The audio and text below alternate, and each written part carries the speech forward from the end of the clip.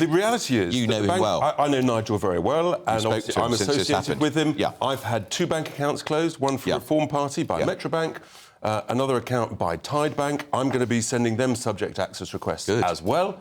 And I suspect we'll see something not dissimilar. But the reality is Coutts Bank have been caught lying, not once, twice. They lied about the fact of his wealth. That actually turns out, from their own documents, to be hogwash. And then they lied about the fact whether or not it was to do with his PEP status. Yeah. I think it's incredibly serious.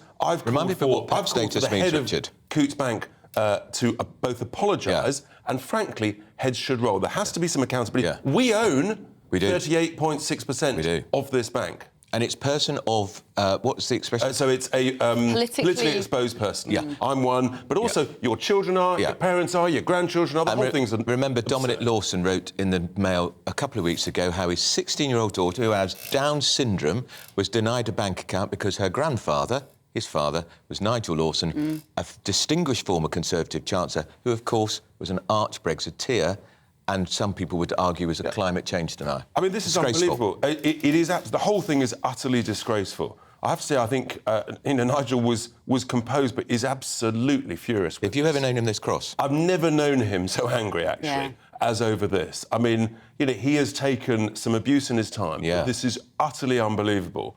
And as he said, he cannot open a bank account in the United Kingdom.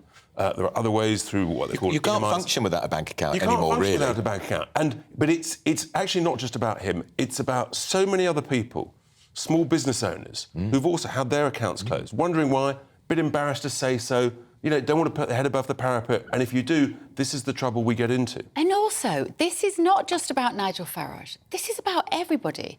Whoever voted for Brexit, everybody who ever watches his TV programme on GB News, everybody who ever supported him when he was part of UKIP, anyone who ever supports his part of Reform.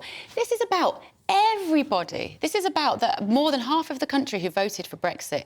This is the bank saying, you don't align with our values. Yeah, and not we know just best. Nigel Farage. We look down on you. I mean, I actually think some of the language in there is potentially libellous. I mean... It's definitely libellous. It's just unbelievable. And I genuinely believe that people should resign from Coutts Bank.